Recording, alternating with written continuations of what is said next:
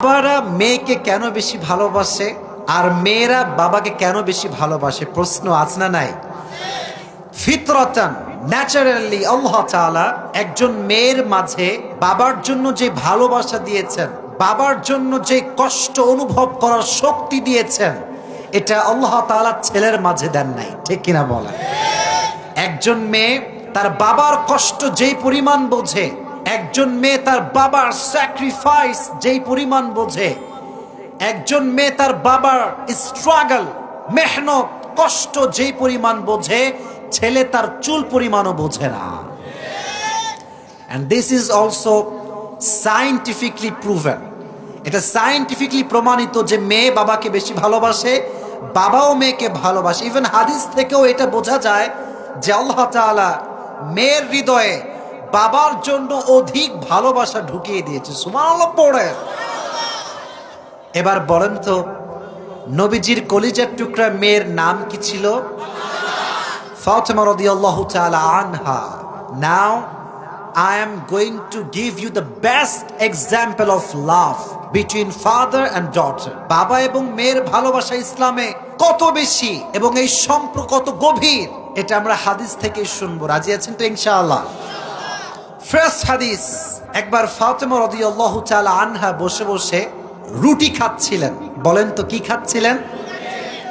একটা রুটি হাতে নিয়েছেন, ফাতেমা রুটিটা খেতে যাবেন, মুখে নিয়েছেন, আবার রুটি নামায় ফেলছেন। নামানোর পরে ভাবতেছেন, আয় হায়, আমি রুটি খাচ্ছি, আমার প্রিয় নবী, আমার আব্বাজান মনে হয় কিছু খান নাই। সুবহানাল্লাহ পড়ে। মেয়ের হৃদয়ে কতটা ভালোবাসা আব্বার জন্য। ফাতেমার সঙ্গে সঙ্গে রুটিকে দুই টুকরো করলেন, এক টুকরো নিজে খেলেন, আর এক টুকরো নিয়ে আব্বার কাছে রওনা হয়ে গেলেন। সুবহানাল্লাহ। গিয়ে দরজা নক করলেন। নবীজিও মেয়েকে কত বেশি ভালোবাসতেন, জাস্ট অনুধাবন করার চেষ্টা করেন। নবীর কাছে যখনই ফাতেমা আসতো, নবীজি নিজে উঠে গিয়ে দরজা খুলে দিতেন।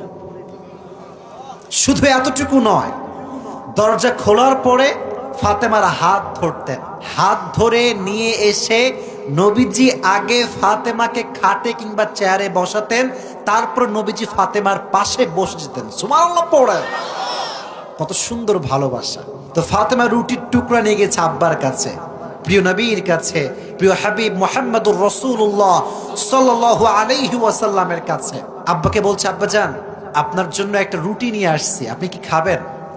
আব্বাজান বললেন, দাও।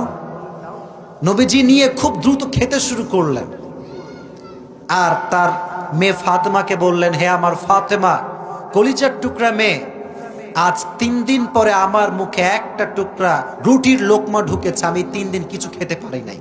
এর মানে হচ্ছে এই যে ফাতেমা রুটির টুকরা নিয়ে আসলেন, বাবার কষ্ট বুঝতে পারলেন। এটার দ্বারাই প্রমাণ, একজন মেয়ে যে পরিমাণ তার বাবার কষ্ট বুঝতে পারে, একজন ছেলে কিন্তু সেই পরিমাণ কষ্ট কখনো বুঝে উঠতে পারে না। ঠিক কিনা বলে? আর এক হাদিসে এসেছে, আবু আইয়ুব আনসারী রাদিয়াল্লাহু তাআলা আনহুর কাছে একবার নবীজি গেলেন। যাওয়ার পরে মেহমান হয়ে যখন গেলেন, আবু আইয়ুব আনসারী রাদিয়াল্লাহু তাআলা আনহু একটা বকরি নবীর জন্য জবাই করে ফেললেন। সুবহানাল্লাহ। যখন বকরি কেটে ফেলেছেন, নবী যখন খেতে যাবেন, রানের যে টুকরা আছে, নবীজি এক পিস রানের টুকরা কেটে নিলেন এবং বললেন, যে আবু আইয়ুব আনসারী, আমি তো খাচ্ছি বকরির গোশত, ঠিক আছে, কিন্তু আমার মেয়ে ফাতেমা মনে হয় না খেয়ে বসে আছে। সুবহানাল্লাহ। নবীজির হৃদয়ে ফাতেমার জন্য এ অধিক পরিমাণে ভালোবাসা ঢুকিয়ে দিয়েছে একজন। আওয়াজ দিয়ে বলেন, তিনি কে? বাবা এবং মেয়ের ভালোবাসা হচ্ছে এক অসাধারণ ভালোবাসা। এই ভালোবাসা কোনো কম্পেয়ার করা যায় না, কোনো তুলনা করা যায় না। একজন মেয়ের বাবা যখন মারা যায়, বাবা মারা যাওয়ার পরে মেয়েটা সেই বাবার ভালোবাসা ভাইয়ের মাঝে খোঁজে, স্বামীর মাঝে খোঁজে, একটা সময় গিয়ে সন্তানের মাঝেও খোঁজে। দিন শেষে নারীটি বুঝতে পারে যে বাবার মতো নিঃস্বার্থ ভালোবাসা পৃথিবীতে কোনো পুরুষ কখনো বাসতে পারবে না। ঠিক কিনা? বাবার ভালোবাসা নিঃস্বার্থ ভালোবাসা। এই জন্য বাবার ভালোবাসাকে মূল্যায়ন করার দরকারটা আছে না নাই? তাহলে 1 নাম্বার, মেয়ে আব্বাকে ভালোবাসে, আব্বাও মেয়েকে বেশি ভালোবাসে। এর কারণ ন্যাচারালি মেয়ের হৃদয়ে বাবার জন্য ভালোবাসা ঢুকিয়ে দিয়েছে একজন, তিনি কে? এটা আল্লাহ প্রদত্ত ভালোবাসা। নাম্বার 2, মেয়ে তার বাবাকে বেশি ভালোবাসে এই জন্য, আর বাবা তার মেয়েকে এই জন্য বেশি ভালোবাসে। খুব মনোযোগ দিয়ে শুনবেন, আমি কিন্তু খুবই গভীরের কথা বলার ট্রাই করছি, অবজার্ভ করে করে। এটা আমি নিজে অবজার্ভ করার ট্রাই করেছি। দেখবেন খেয়াল করে, একজন নারী তার বাবার দিকে তাকিয়ে তার সমস্ত শখ আল্লাহকে স্যাক্রিফাইস করে ফেলে, যেটা কখনো একজন পুরুষ পারে না। একজন ছেলে কখনো বাবার অভাবকে বুঝতে পারে না, খালি জেদ করে এইটা লাগবে, ওইটা দাও, এইটা দাও। কিন্তু নারীরা দেখবেন খুব বিনয়ী হয়। অনেক সময় নারীদের অনেক জিনিস প্রয়োজন হয়, খালি বাবার অভাবের দিকে তাকিয়ে নারী তার ইচ্ছা, তার শখ আল্লাহ বাবার ভালোবাসায় উৎসর্গ করে ফেলে দেয়। ঠিক কিনা বলেন? এটা নারীর হৃদয়ে আল্লাহ তাআলা দিয়েছেন, নারী স্যাক্রিফাইস করতে পারে। নারীকে আল্লাহ তাআলা একটা স্যাক্রিফাইস করার মনোমাইন্ড দিয়েছেন, যেটা পুরুষদের মাঝে নাই। আমি আমার কথা বলছি, আমার এখনো মনে আছে, আমি যখন ছোট ছিলাম, আমার একটা বড় বোন আছে, আমার চাইতে বড়। আমি দেখেছি আমি অনেক বিষয়ে জেদ করতাম বাবার কাছে, দিতেই হবে, মোবাইল ফোন দিতেই হবে, বাইক দেওয়াই লাগবে, এই শখ পূরণ করাই লাগবে। কিন্তু আমি আমার বড় বোনকে দেখেছি, আমি 100টা চাইলে আমার বোন একটা চায়। কারণ হচ্ছে আমি ছেলে, বাবার অভাবকে বুঝতে চেষ্টা করি নাই, কিন্তু আমার বোন অভাবকে বোঝার চেষ্টা করেছে। এর মানে এই যে স্যাক্রিফাইস করার মনোমানসিকতা নারীদের হৃদয়ে ঢুকিয়ে দিয়েছে একজন, তিনি কে? তাই প্রিয় ভাইয়েরা, নারীরা এত বেশি স্যাক্রিফাইস করে, মেয়েরা এত বেশি ত্যাগ তিতিক্ষা করে, তবুও নারীরা জীবনের শেষ নিঃশ্বাস পর্যন্ত বুঝতে পারে না যে আসলে তার আসল বাড়ি কোনটা, আসল ঘর কোনটা, সে বুঝতে পারে না। একজন মেয়ে যখন ছোট থাকে তখন সে ভাবে, যায় হায়, আমার বাবার বাড়ি তো আমার আসল বাড়ি, এটাই তো আমার আসল ঘর। যখন এই মেয়েটা আস্তে আস্তে আস্তে বড় হয়, তখন তার বিয়ে হয়ে যায়, তখন সে বুঝতে শুরু করে আমার আসল বাড়ি হচ্ছে শ্বশুর বাড়ি। আস্তে আস্তে যখন তার সন্তান হয়, বৃদ্ধ হয়, স্বামী যখন মারা যায়, তখন সন্তানের ঘরে আসে, মনে করে এটাই তো আমার আসল বাড়ি।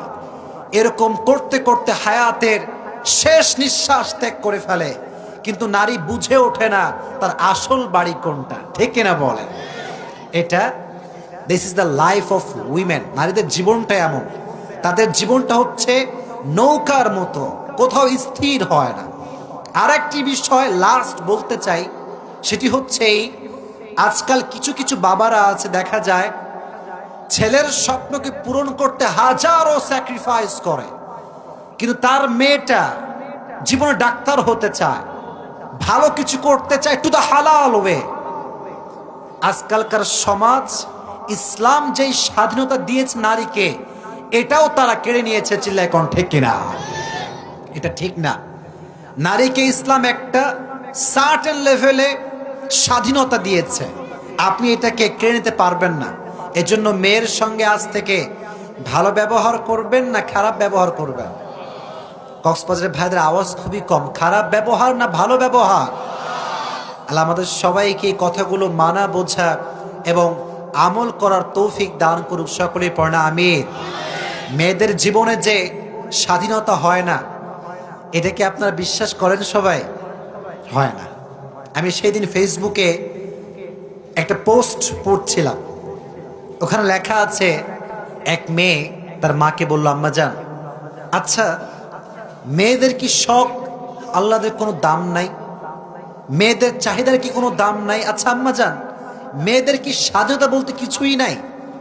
তো মা বলছে, এই পাগলি তুই কি বলিস, তোর বয়স তো মাত্র 18, বিয়ে কর, তারপরে স্বামীকে নিয়ে যা মন চায় তাই করবি। তো মেয়েটা অপেক্ষায় থাকলো, ঠিক আছে, বিয়ে করলে মনে হয় অনেক কিছু করা যাবে, শখ আহ্লাদ পূরণ করা যাবে। বিয়ে করার পরে স্বামীকে বললো, আচ্ছা স্বামী বলো তো, মেয়েদের জীবনের স্বাধীনতা আসলে কোথায়, শখ আহ্লাদের দামটা আসলে কোথায়? স্বামী বলছে, তুমি কি পাগলি? তোমার এখন বিয়ে হয়ে গিয়েছে, বাচ্চা হবে, তাদেরকে মানুষ করো, সন্তান হলে বলবা যা মন চায় তাই করবা, শখ আহ্লাদ পূরণ হবে। মেয়েটি অপেক্ষা করলো, তার সন্তানের জন্য। সন্তান হয়ে গেল, সন্তান স্ট্যাবলিশ হয়ে গেল, প্রায় সন্তানের বয়স 25 বছর। একদিন মা বলল, যে আমার কাছে বস। ছেলে বলল, আম্মাজান কি হয়েছে?